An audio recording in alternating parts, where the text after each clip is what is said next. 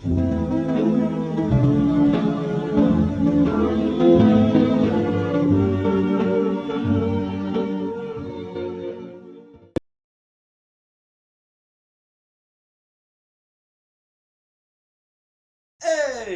Welcome back to the Retro Horror Academy.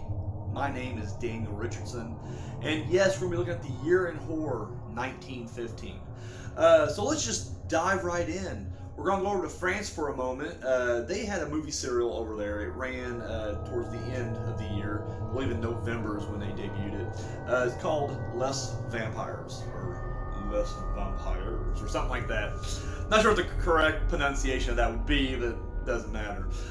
In Les Vampires, the basic plot is this gang moves into this small town, and basically they're using the myth of the vampires, they're pretending to be vampires, to kind of keep that stranglehold of fear on this small town, you know. The thing is, you know, most critics said that, you know, this thing wasn't really considered a horror film. It was more of a thriller. Of course, genre, you know, weren't really well defined back in 1915, but yeah, I mean, they didn't really have them classified just yet. But yeah, they say this may have been, if not the first thriller, you know, ever, definitely the first thriller movie serial. So it has that going for it. And the interesting thing about this too was it was pretty ambitious for its time.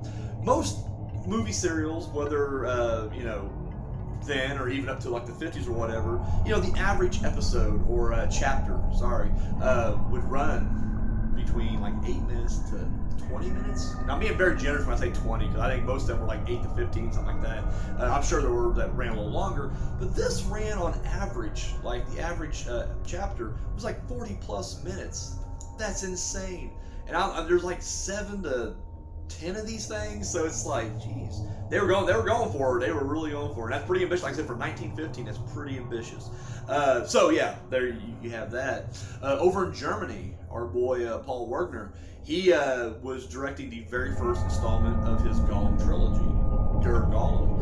This thing was a huge success, based on the Jewish folklore about a man who basically he creates the Gollum out of clay and then brings it to life. However, the Gollum falls in love with his wife, and of course, you know, she's like, I don't date clay men, and he goes crazy and goes on a murderous kill spree.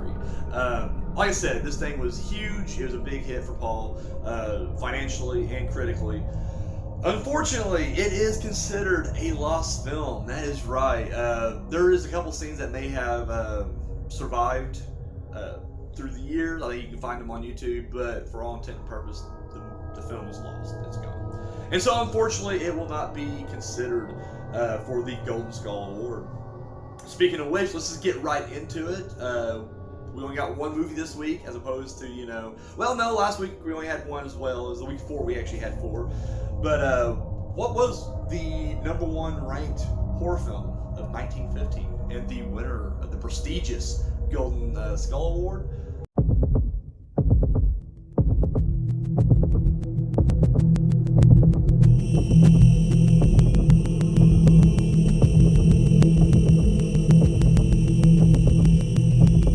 Young girl, nice girl, who starts dating this guy who's a bit of a bad guy, a bit of a bad apple, you know, from the wrong side of the tracks, that guy.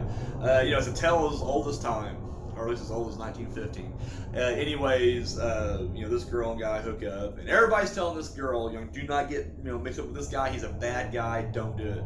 But you know, the heart wants what the heart wants, so she kind of runs off with this guy. However, pretty quickly discovers how much of a, you know, bad guy he is, and so she tries to leave him. So she kind of ditches him and she goes on for life. We're introduced to her neighbor. It's a doctor, nice guy, who recently just lost his wife and daughter. So, you know, he's got that guy going, you know, through him. And anyways, the boyfriend decides to get back into the picture, and he comes after her. And again, it's just bad deal. And so as he tries to attack her in self-defense, she ends up stabbing him right in the chest, putting him down, right? And she freaks out and she runs. She's like, I just killed this guy. And she leaves him for dead right there, you know. However, and she gets on a train and just like skips town. The doctor sees all of this, and he goes out there to help, and he, gets him and brings him back in to kind of patch him up. But when you know it, he realizes this is the man that was responsible for the death of his wife and daughter. And so now the doctor goes psychotic and decides to torture this young man. So anyways, the girl, she kind of has an attack of conscience, and she realizes, I need to go back, I need to confess what I did. It was wrong of me to, kill this guy, regardless of self-defense or not. I need to go back and face my consequences. And so she comes back, goes to the police, and was just like, hey, I killed this guy, and I left him out here. And of course they're like, all right, take us to the body. When they get there, no body, no signs of struggle, there's no sign that anybody was even there. And the cops is like, you're a woman and you're hysterical and it's 1915. Go away. Okay, I'm paraphrasing, but still, yeah, it's just it's funny how he just disregards that. It's not even an option in his mind. Well, maybe someone moved the body. Even back there, just this woman's she's crazy. She's overworked. Go make me a sandwich. It's ridiculous.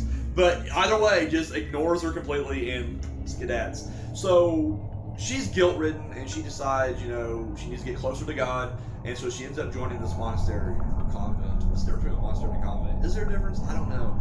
It's one of those, they've had both genders. It's not just a all nun or an all monk one. It's there's a priest and nuns there, so I don't know. I'm not up on my religious terms or, anything.